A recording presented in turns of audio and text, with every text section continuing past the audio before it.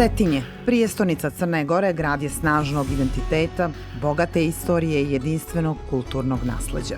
Kroz vjekove, Cetinje je bilo mnogo više od političkog i kulturnog centra, bilo je prostor ideja, napretka i vizije budućnosti.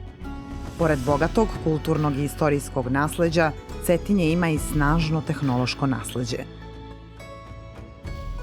Upravo ovdje u 15. vijeku osnovana je prva državna štamparija na svijetu, simbol znanja i inovacija svog vremena. Na dan proglašenja Crne Gore za kraljevinu, Cetinje dobija prvu električnu centralu, a nakon Drugog svjetskog rata postaje jedno od središta industrijskog razvoja kroz formiranje elektroindustrije Obod. Inovacije su oduvijek bile dio identiteta ovog grada. Danas ta tradicija se nastavlja.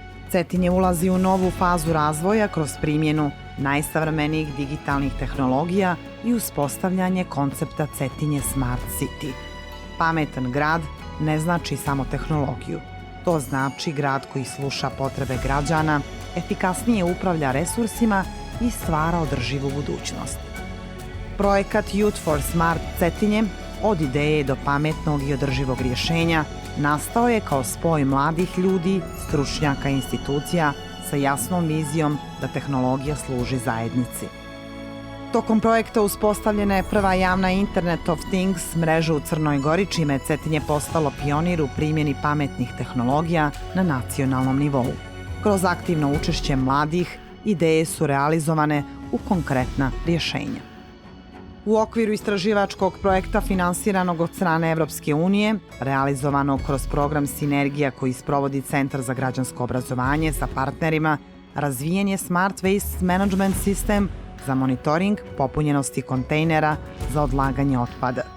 Sistem se sastoji od hardverskog rješenja, centralizovane web platforme i mobilne aplikacije koje omogućavaju prikupljanje, analizu i vizualizaciju podataka. Ovakva rješenja omogućavaju efikasnije upravljanje resursima, smanjenje troškova i čistiju životnu sredinu. To su mali koraci koji donose velike promjene u svakodnevnom životu građana.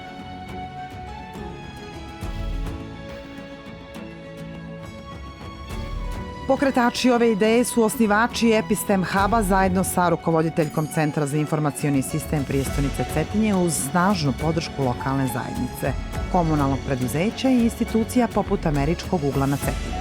Projekat se nadovezuje na međunarodno prepoznata i nagrađena istraživanja, čija je vrijednost potvrđena od strane Međunarodne unije za telekomunikacije, krovne organizacije Ujedinjenih nacija za informacione i komunikacione tehnologije.